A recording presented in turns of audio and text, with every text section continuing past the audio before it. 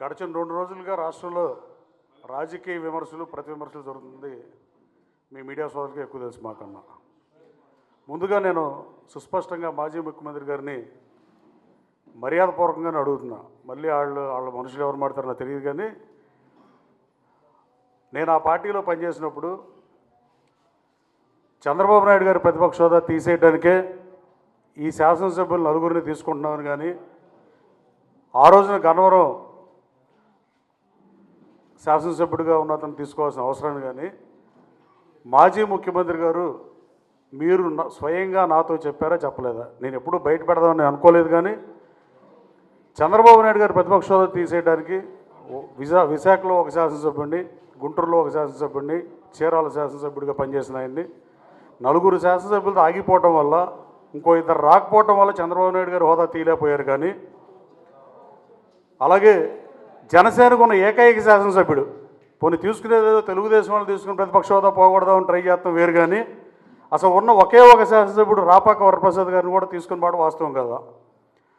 పట్టుమని 2019 ఎన్నికలు జరిగినప్పుడు పట్టుమని 4 నెలలు కూడా ఆకుండా శాసనసభలో కూడా చంద్రబాబు నాయుడు గారి ప్రతిపక్ష హోదా తీసేయడానికి నలుగురిని తీసుకుంటే చాలని చెప్పి, కానీ నేను చేయట్లేదని చెప్పి తీసుకున్న మాట వాస్తవం కదా.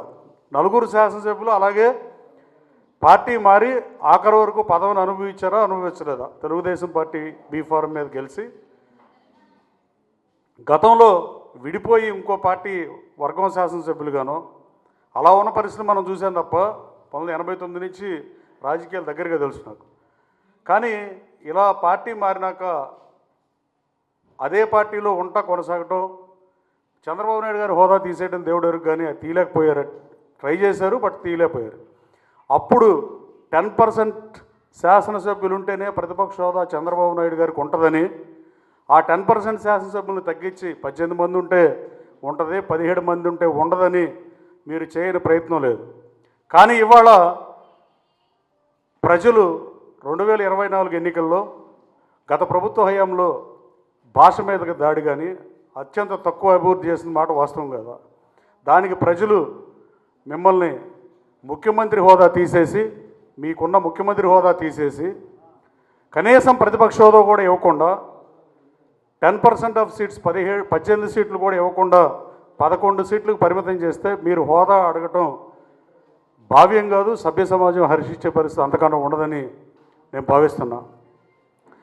రాజకీయ పార్టీగా ఆంధ్రప్రదేశ్ రాష్ట్రానికి ఉపయోగపడే పనులు చేస్తే ప్రజలు హర్షిస్తారు తప్ప ఇలా చేయటం ప్రజలు హర్షించే పరిస్థితులను తెలుసుకుంటే బాగుంటుందని మీ ద్వారా కోరుతున్నా.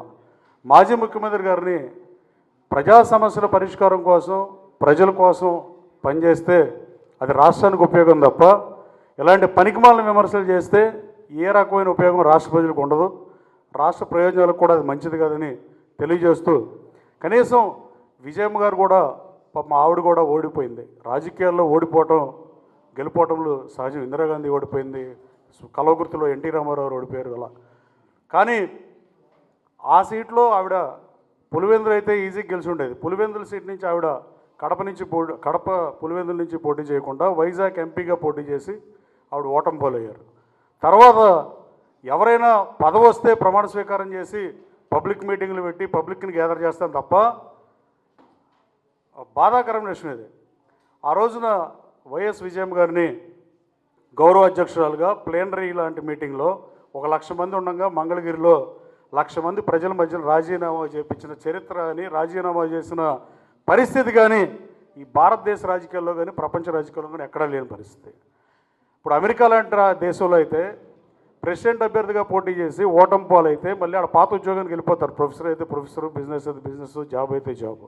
కానీ బ్యూటీ ఆఫ్ డెమోక్రసీ, పార్లమెంటరీ డెమోక్రసీలో భారతదేశంలో ఉన్నది ఓడిపోయిన అభ్యర్థులకు కూడా గెలిచిన అభ్యర్థికి ఆ పార్టీ వాళ్ళు పెళ్ళిళ్ళకి పిలిస్తే ఓడిపోయిన అభ్యర్థిని కూడా ఆ పార్టీ వాళ్ళు గౌరవించే పరిస్థితి ఈ దేశంలో మాత్రమే ఉంది. అలాంటి చోట విజయమ్మ గారితో అలా రాజీనామా చేసిన కూడా బాధాకరం. అలాగే పవర్ స్టార్ పవన్ కళ్యాణ్ గారిని కూడా ఆయన ఏదో కార్పొరేటర్కి ఎక్కువ, ఎమ్మెల్యేకి తక్కువ, లేదా ఎమ్మెల్యేకి అని మాట్లాడటం కూడా సభ్య సమాజం హర్షిస్తుందని తెలియజేస్తాను. అసలు వైఎస్ఆర్ కాంగ్రెస్ పార్టీకి ప్రధాన ప్రతిపక్ష హోదా రాపోవడానికి మూల కారణాల్లో పనికిమాలిన మంత్రులుగా పెట్టుకోవడం ఫస్ట్, సెకండ్ది బూతులు తిట్టే వాళ్ళని అగ్రతాంబూలిస్తాం 2, అభివృద్ధిని గాలి కొదిలేయటం 3, ఇట్లా చెప్పుకుంటూ పోతే ఏ 10 అంశాలు అయితే వైసీపీకి ప్రతిపక్ష హోదా రాకుండా చేసినాయో వాటిని కరెక్ట్ చేసుకుంటే రాజకీయ పార్టీగా ఆంధ్రప్రదేశ్ రాష్ట్ర ప్రజలకు కూడా ఉపయోగపడే పరిస్థితి ఉంటుంది. అలాగే పవన్ కళ్యాణ్ గారిని ఎమ్మెల్యేకి తక్కువ అని విమర్శించడం చాలా బాధాకరం. అది సభ్య సమాజం హర్షిస్తుందని నేను భావించట్లా. వైఎస్ఆర్ కాంగ్రెస్ పార్టీ అధికారంలో ఉన్నప్పుడే నేను పవన్ కళ్యాణ్ గారు చంద్రబాబు నాయుడు గారు అక్రమ అరెస్ట్ రోజున హైదరాబాద్ నుంచి వస్తుంటే బేగంపేట ఎయిర్పోర్ట్ దగ్గర పర్మిషన్ ఇవ్వలేదు ఫ్లైట్కి, ఇక్కడ ల్యాండింగ్కి. అయితే ఆయన రోడ్డు మార్గం వస్తుంటే నా మీద ఆ రోజు అక్రమ కేసులు పెట్టిన పరిస్థితి. లోకేష్ బాబు పాదయాత్రలో 307 ఆయనతో పాటు నేను నడుతుంటే నేను అటెంటివ్ మర్డర్లో చేశాను దిక్కుమాలిన కేసులు బనాయిస్తే నేను సుప్రీంకోర్టు లాయర్ని తీసుకొచ్చి బెయిల్ తీసుకున్న పరిస్థితి, నాగముత్తు గారిని తీసుకొచ్చి.